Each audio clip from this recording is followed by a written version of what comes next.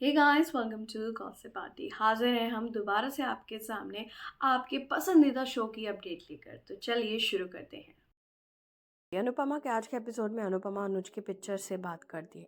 वो कहती है कि हर कोई राही की शादी की चर्चा कर रहा है। अनुपमा अनुज को याद करती है। वो कहती है कि अनुज उसे जिम्मेदारी देकर भाग गया। अनुपमा कहती है कि अनुज के बिना वो राही की शादी का फैसला करने में असहाय महसूस कर रही है। अनुपमा कहती है कि राही ने प्रेम से शादी करने का फैसला किया है और उसका फैसला अटल है। वो प्रेम और राही की शादी के लिए कोठारी को प्रपोज करने का फैसला करती है।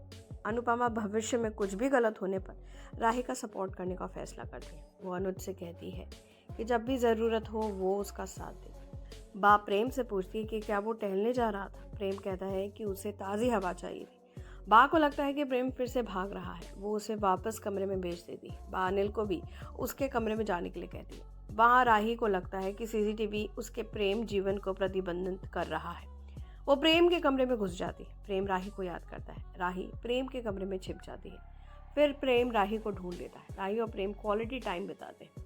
राही अपनी माँ के साथ प्रेम की तस्वीर के फ्रेम को ठीक करती है। गौतम प्रेम और राही को परेशान करता है। प्रेम राही को छिपने के लिए कहता है। गौतम राही को देखने में विफल रहता है। वो प्रेम को बात से मिलने के लिए कहता है क्योंकि वो बेचैन है। पराग प्रेम के साथ अपने अतीत के बारे में सोचता है। प्रेम अपने कमरे में वापस लौटता है। वो राही को पाता है। राही प्रेम को शादी के लिए प्रपोज करती है। वो कहती है कि जब वह प्यार में है तो उन्हें मिलने के लिए इंतज़ार क्यों करना पड़ता है। राही प्रेम से उसका प्रस्ताव स्वीकार करने के लिए कहती है। प्रेम राही के प्रस्ताव को स्वीकार करता है। दोनों एक दूसरे के साथ माला का आदान प्रदान करते हैं। प्रेम और राही एक साथ सोते हैं। आगे बाप प्रेम को जगाने के बारे में सोचती है। वो तय करती है कि प्रेम आज की प्रार्थना करेगा। बाप प्रेम के कमरे में घुसने का फैसला करती है। वो कहती है कि किसी के कमरे में प्रवेश करना गलत है। प्रेम को योग करता देख बात चौंक जाती है। वो प्रेम से आज की प्रार्थना की तैयारी करने को कहती है। बा राही की चाबी का गुच्छा देखती है। उसे शक है कि प्रेम और राही साथ थे। अनुपमा राही की तलाश करती है। परी अनुपमा को सच बताने से डरती है। अनुपमा परी से पूछती है कि क्या वो परी के बारे में जानती है। परी अनुपमा से झूठ बोलती है। वो आगे राही को वापस लाने के लिए कहती है। राही परी से कहती है कि जब तक अनुपमा वापस ना आ जाए वो उसे बचा सकते हैं। मतलब देखते हैं कि आगे क्या होता है। आज रात के ये रिश्ता क्या कहलाता है कि एपिसोड में चारू और अरमान बेसब्री से अदालत में तलाक की कार्रवाई के लिए अभीरा के आने का वेट कर रहे हैं, जबकि पोद्दार परिवार घर पर पूजा शुरू कर देता है। जैसे जैसे समय बीतता है और अभीरा नहीं आती है, जज सुनवाई को स्थगित करने का फैसला करता है और अगले वीक के लिए एक नई डेट तय करता है। इस बीच अभीरा एक मंदिर में होती है जब आर के उसके पास आता है। वो उससे अनुरोध करता है कि वो उसे हॉस्पिटल ले जाने के लिए साथ चले, क्योंकि शिवानी बीमार है और अपनी दवा लेने से इनकार कर रही है। उसकी बेचैनी को देखकर अभीरा उसके साथ जाने के लिए सहमत हो जाती है। बाद में चारू अभीरा से कांटेक्ट करने की कोशिश करती है और उसके फ़ोन पर कॉल करती है, लेकिन उस समय अभीरा के पास डिवाइस होता है। वो कॉल का जवाब देता है और चारू ये नहीं जानती कि वो अभीर के साथ बात कर रही है, ना कि अभीरा के साथ। उससे मिलने के लिए सहमत हो जाती है।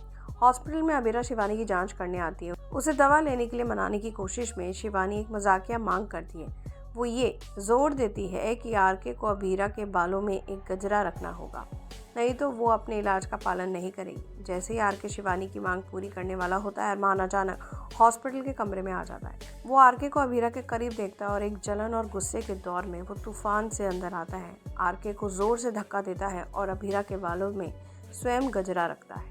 अरमान के गुस्से से हैरान अभीरा उसे रोकती है और पूरी स्थिति को समझाने की कोशिश करती है, जिसमें आरके की मां के बारे में सच्चाई भी शामिल है। हालांकि शांत होने की बजाय बातचीत उनके बीच एक गर्म बहस में बदल जाती है। अब देखना ये होगा कि अरमान और अभीरा के बीच चीजें कैसे आगे बढ़ेंगी। गुम है किसी के प्यार में एपिसोड की शुरुआत ऋतुराज द्वारा तेजू को रंग लगाने और ये पूछने से होती है कि क्या तेजू उसे भी नहीं लगाएगी। तेजू ऋतुराज को रंग लगाती है। फिर ऋतुराज तेजू से कहता है कि वो विदा लेगा और चला जाएगा। नील एक कोने में बैठा और सोच रहा है कि वहाँ कोई नहीं आएगा। वो तेजू की परफॉर्मेंस को याद करता है और मुस्कुराते हुए अपने आप में एक गाना गाता है। ऋतुराज अपने कारवां से बाहर निकलता है। नंदिनी और अन्य लोग उसे चिढ़ाते हैं, कहते हैं कि उन्होंने देखा कि कैसे उसने एक गजरा गिफ्ट में दिया और उसका फ़ोन नंबर लिया। ऋतुराज जवाब देता है कि ये सिर्फ प्रशंसा का प्रतीक था और इससे ज़्यादा कुछ नहीं। नंदिनी इसके बारे में एक टिप्पणी करती है और यश भी एक टिप्पणी के साथ ऋतुराज को चिढ़ाता है। तेजू और उसके दोस्त मुक्ता को समझाते हैं और बाजार के लिए निकल जाते हैं। लक्ष्मी आदित्य को मेकअप करते हुए देखती है और कहती है कि अगर वो इसी तरह मेकअप करती रही तो कोई उससे शादी नहीं करेगा। लक्ष्मी आगे कहती है कि अगर कोई करता भी है तो अगले दिन उसे छोड़ देगा। अदिति पलटवार करते हुए लक्ष्मी से कहती है कि वो मोहित को लेकर अपनी भड़ास उस पर ना निकाले। ये सुनकर लक्ष्मी आदित्य को मारने की कोशिश करती है और उसका पीछा करती है। मोहित की माँ लक्ष्मी के घर में हल्ला मचाना बंद करने के लिए कहती है। बाद में लक्ष्मी मोहित की माँ से शिकायत करने लगती है कि मोहित कभी उसकी परवाह नहीं करता। दीपाली लक्ष्मी को मोहित से प्यार से बात करने की सलाह देती है। लक्ष्मी ये पूछकर जवाब देती है कि वो ऐसा कैसे कर सकती है जब मोहित को उसका चेहरा देखना भी पसंद नहीं है। वो ये भी टिप्पणी करती है कि मोहित उसके अलावा हर किसी के लिए काम करता है, उसकी भावनाओं की कोई परवाह नहीं करता। इस बीच तेजू और उसके दोस्त नील को एक गाना गाते हुए सुनते हैं जो मूल रूप से ऋतुराज और तेजू द्वारा गाया था। इसके बाद तेजू इसे देखने का फैसला करती है। जब वो नील को ढूंढती है तो वो गलती से रंगों की टोकरी गिरा देती है, जिससे सारा रंग नील पर गिर जाता है। वो नील को देखकर चौंक जाती है। well, अब देखते हैं कि आगे क्या होता है गुम है किसी के प्यार में। तो ये थी बड़ी बड़ी अपडेट्स आपके खास स्पेशल सीरियल्स को लेकर। ऐसे ही अपडेट्स को देखने के लिए, जुड़े रहने के लिए, ऑन लोकेशन वीडियोस के लिए देखते रहिए हमारा चैनल गॉसिप आंटी और इसे सब्सक्राइब करना बिल्कुल नहीं भूलिएगा।